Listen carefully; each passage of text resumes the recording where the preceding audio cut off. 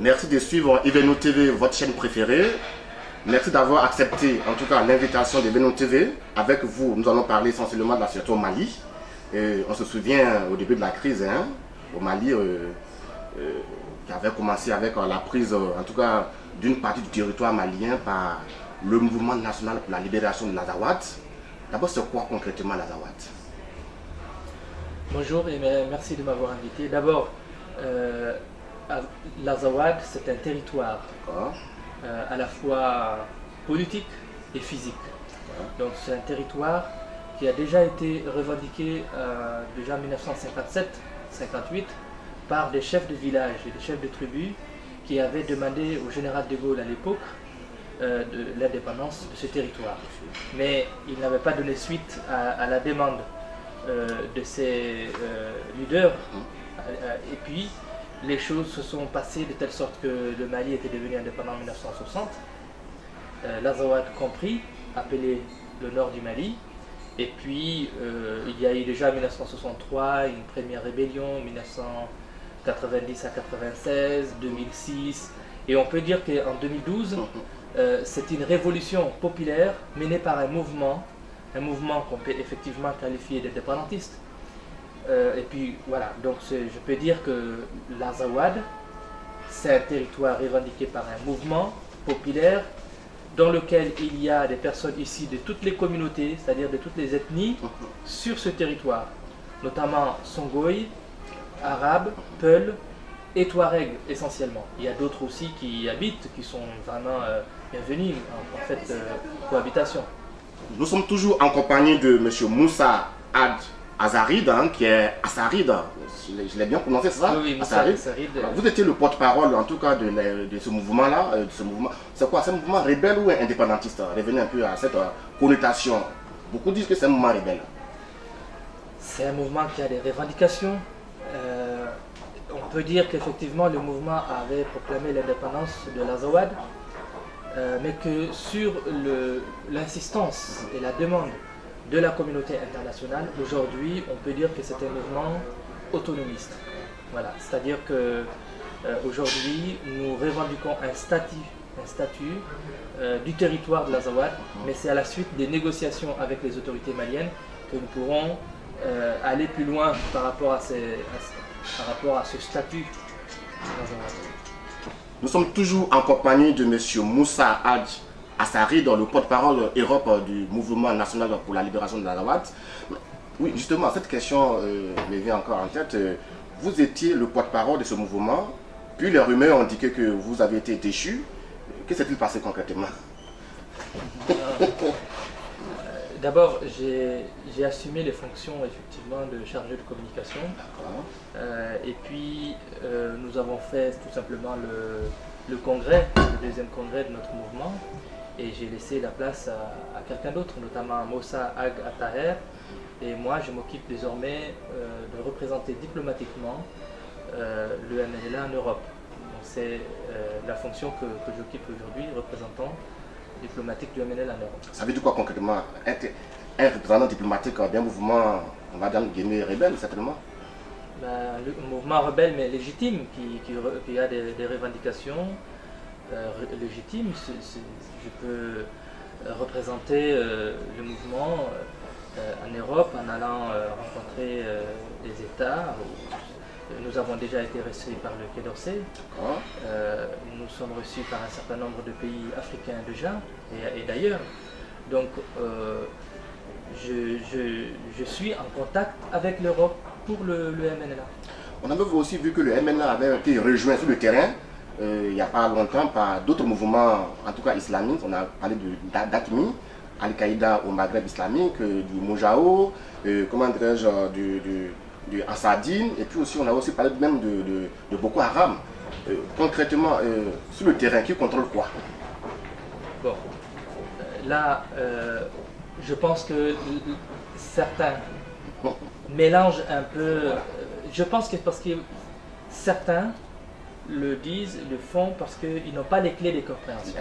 C'est important que vous sachiez que sur ce territoire sur lequel vivent nos parents, donc nos familles, Quand je dis nous, c'est tous ceux qui sont de là-bas, quels qu'ils soient. Nous avons été révoltés pendant plusieurs années, depuis maintenant on peut dire 50 ans. Et c'est pour des raisons politiques, pour des raisons, surtout le fond, c'est que nous n'avons pas été pris en compte vraiment comme il se doit par le pouvoir central de Bamako. Donc, ce groupe que vous venez de dire nous ont trouvés sur le terrain. Ils ont des revendications, enfin ils n'ont même pas des revendications, ils ont une idéologie religieuse, djihadiste, islamiste, tout ce que vous voulez, narcotrafiquants, mais nous, on n'a rien à voir avec ça. Le Mali a laissé s'installer le premier groupe qui est connu, c'est-à-dire Al-Qaïda au Maghreb islamique, AQMI, sur le territoire de nos parents, notre territoire, pendant plus de 12 ans. Ils n'ont jamais rien fait. Des fois même, on a l'impression qu'ils sont en complicité. Et le 17 janvier, lorsque nous n'avons pas pu trouver une solution, il faut juste que je vous rappelle un peu plus tôt d'abord, que je vous rappelle que le MNLA, c'est un mouvement qui s'est formé par des personnes ici du territoire de l'Azawad, toute ethnie, toute communauté confondue, parce que nous n'avons pas trouvé une solution politique négociée avec le représentant du pouvoir central. Pendant 6 mois, nous étions là et nous avons demandé à discuter, à négocier pour trouver une solution, notamment une solution à la présence d'AQMI, une solution par rapport au développement, une solution par rapport à toutes les revendications que nous avions, qui sont légitimes. Mais l'État malien a fermé la porte à la négociation. Et c'est comme ça que le 17 janvier 2012, nous avons lancé l'offensive pour répondre à une présence massive de l'armée malienne sur le territoire qui nous visait. Alors, on n'a rien contre personne du peuple malien. Nous avons quelque chose contre un système qui nous a discriminés et qui continue de les faire encore.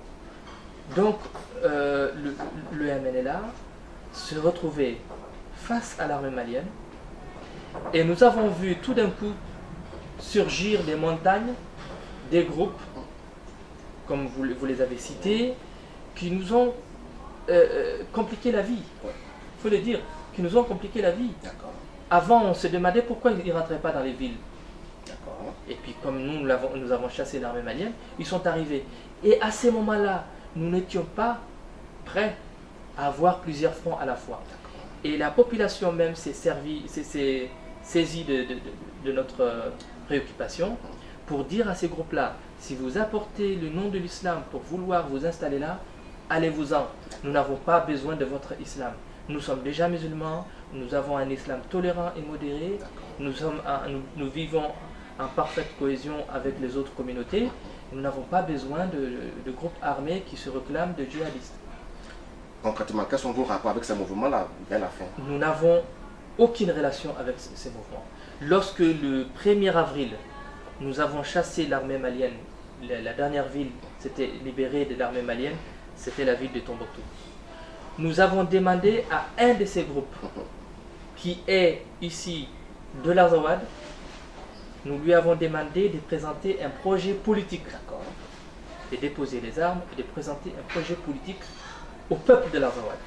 Et c'est au peuple de choisir en toute, comment on appelle, transparence, je vais dire, honnêteté, quoi. Il faut que ça soit fait de manière à ce que le peuple choisisse ce qui est bien pour lui et non qu'on lui impose des choses par la voie des armes. Finalement, c'est quoi l'enjeu selon vous aujourd'hui de cette crise malienne aujourd'hui? C'est quoi l'enjeu?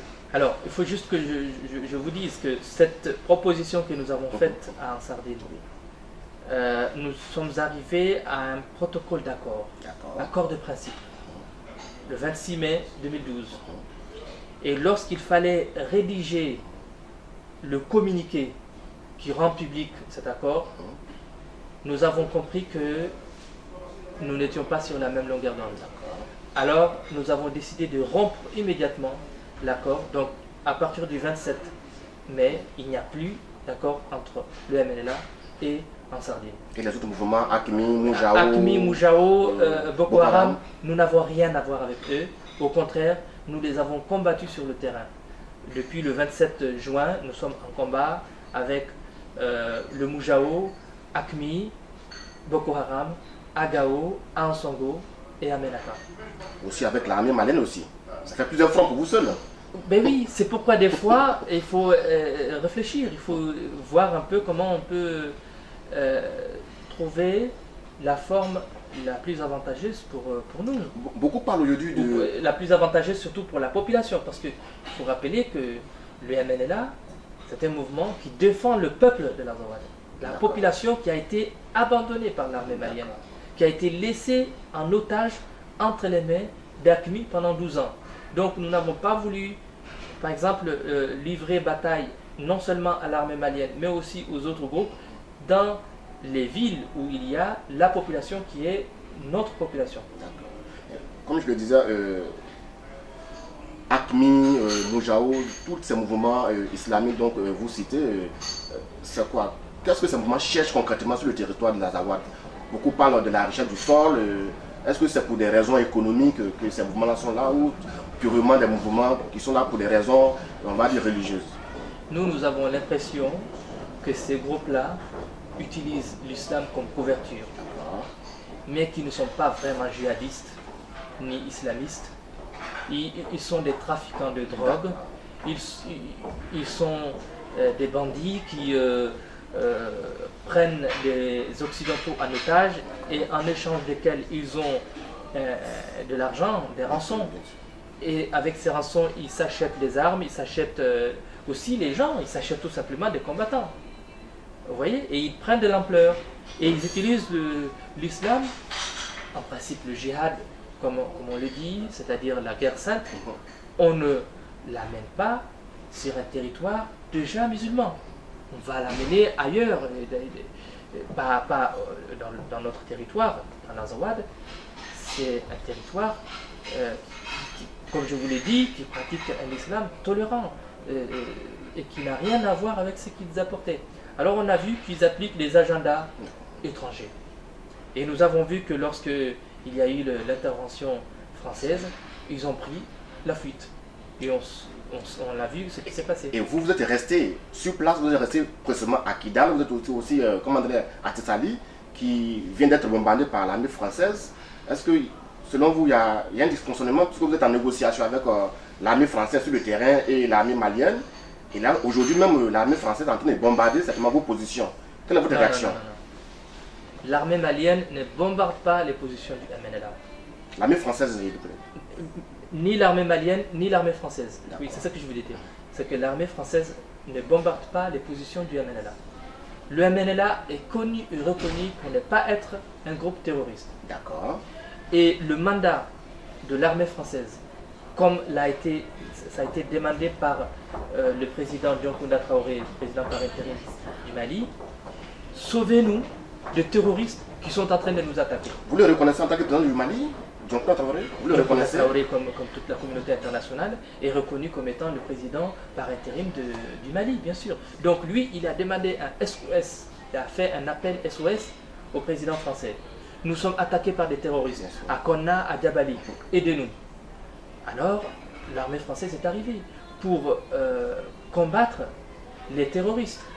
Mais nous, MNLA, nous ne sommes pas terroristes, donc l'armée française n'a pas à nous combattre. Et c'est ce qu'elle est en train de faire. Elle n'est pas en train de combattre le MNLA.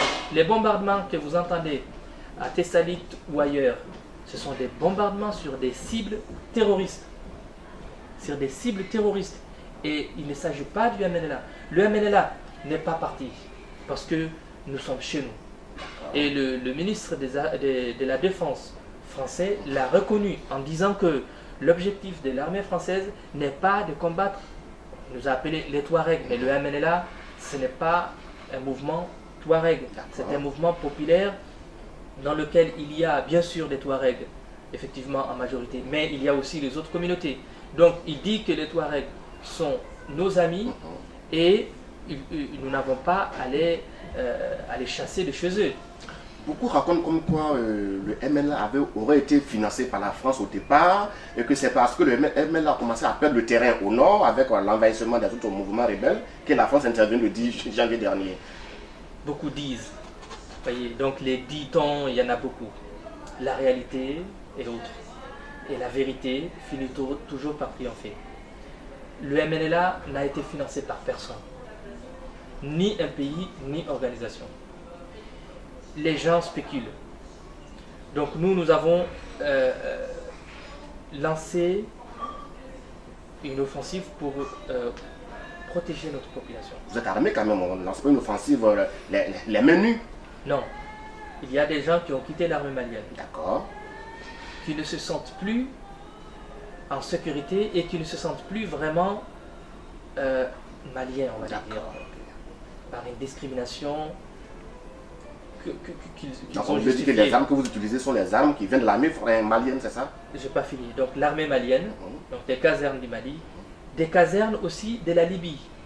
Parce que nos combattants qui sont venus de la Libye ont refusé de combattre le peuple libyen. Donc ils ont pris ces armes et ils sont venus à Zakak, c'est-à-dire dans l'Azawad. Et pendant 6 mois, ils étaient là en train de demander à négocier avec les autorités de l'époque, notamment le président Amadou Toumani Touré ATT, qui n'a pas voulu négocier, qui n'a pas voulu discuter. Alors il s'est passé ce que vous savez. Donc nous, MNLA, nous savons ce que nous faisons. Nous savons ce que nous faisons. Nous avons mené une des guerres, même s'il n'y a pas de guerre propre, une des guerres les plus propres. C'est-à-dire que nous avons chassé l'armée malienne sans une victime civile volontaire de l'armée malienne, de l'armée du MNLA. Et nous avons aussi respecté les conventions de Genève en ayant des prisonniers de guerre et en les traitant comme nous pouvons. Concrètement, sous quoi portent les négociations entre le MNLA aujourd'hui et l'État malien? Sur quoi? Alors les négociations entre le MNLA et l'État malien n'ont pas encore commencé. Nous avons rencontré une délégation du Mali le 4 décembre dernier et nous sommes convenus sur une demande de la communauté internationale transmise par le médiateur de la CEDEAO, Blaise Compaoré, pour aller à la table de négociation. Et nous, sur demande aussi de la communauté internationale, nous avons accepté de respecter l'intégrité territoriale du Mali. Et nous pensons que dans les prochains jours, les négociations en principe devraient commencer entre le gouvernement du Mali et le MNLA. L'intégrité du Mali, ça veut dire quoi? Ça veut dire que c'est aussi l'Azawad, c'est aussi le Bamako, c'est ça? Oui, nous respectons l'intégrité territoriale. Donc ça veut dire qu'il n'y a plus de partition du pays en deux. Il n'y a plus de partition, c'est ça? Il n'y a plus une partie Azawad et une partie Mali. L'Azawad, c'est un territoire que certains appellent le nord du Mali. On ne va pas nous empêcher de le dire. C'est même inscrit dans la constitution du Mali.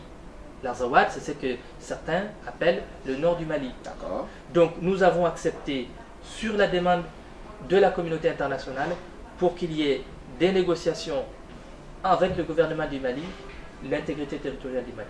Maintenant, c'est autour de la table de négociation qu'il va se dégager un nouveau statut juridique de l'Azawad. Et ça, ce serait lors des négociations prochaines. Beaucoup pensent un peu au scénario de la Côte d'Ivoire. À l'époque, la Côte d'Ivoire qui était en guerre aussi en 2002, a eu aussi son Marcoussi, c'est-à-dire qu'on a associé sur la même table de négociation et les rebelles venus du Nord et l'État ivoirien, ici même à Paris pour des négociations et pour aboutir à la fin à un mouvement d'union.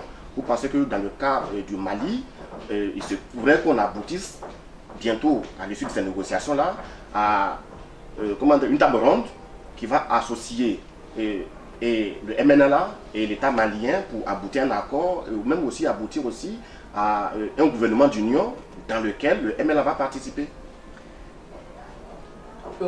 Chaque pays a ses spécificités. Le Mali n'est pas comme la Côte d'Ivoire. Il y a beaucoup de différences. Ce que je peux dire, c'est que ce serait autour d'une table de négociation que nous allons délimiter les différentes responsabilités de chacun. Donc je ne sais pas comment ça va se présenter. Pour le moment, c'est trop tôt de parler du gouvernement d'union nationale avec Bamako et les gens du MNLA. C'est trop tôt de parler de tout ça. Il faut d'abord se rencontrer, c'est dire les quatre vérités et trouver une solution.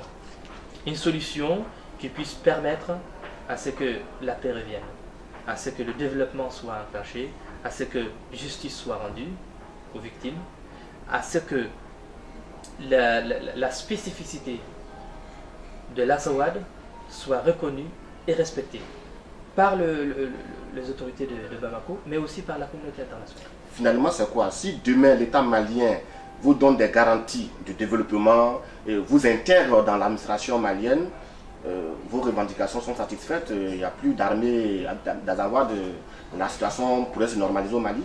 Il y a un problème politique. Le fond du problème dans l'Azawad, c'est d'abord politique. C'est-à-dire? C'est-à-dire tout simplement, depuis 1960, il y a un problème récurrent. Tous les 10 ans à peu près, il y a une révolte. Tous les 5 ou 10 ans, il y a une sécheresse. Et les autorités de Bamako ont abandonné ces territoires. Elles l'ont reconnu des fois. Des fois, elles ne l'ont pas reconnu. Maintenant, autour de la table de négociation, nous allons rappeler tout ça. Et chacun va avancer ses arguments. Et nous allons trouver, ou en tout cas, nous allons faire ce qu'il faut pour arriver dans le respect de la population, de sa dignité et de ses aspirations à la liberté.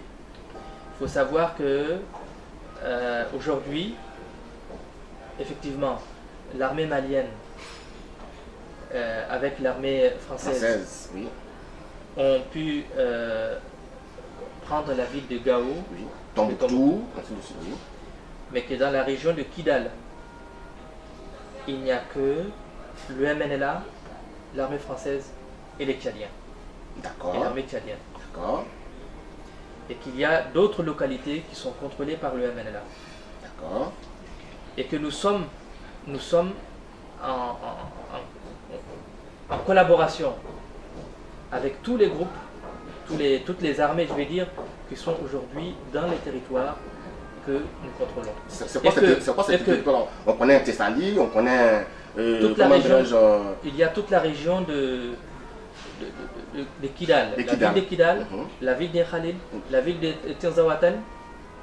Alors il y a Aguelhok et Tessalit, oui, où il y a encore des éléments terroristes, mais qui sont en train d'être bombardés. Ce sont ces gens-là qui sont en train d'être bombardés par l'aérien français, par l'armée aérienne française. Donc vous confirmez que pendant que l'armée française bombarde de façon aérienne les positions des islamistes, elle discute avec vous, avec elle ne peut pas ne pas discuter avec nous. Je peux même vous dire que nous discutons de manière indirecte avec l'armée malienne. De manière indirecte, notamment par l'intermédiaire du médiateur de la CEDEAO et des autorités politiques de Bamako. Donc nous ne pouvons pas ne pas discuter avec les gens. Très bientôt, la CEDEAO va envoyer une armée, comment dirais-je, dans le nord du Mali. Vous craignez cela?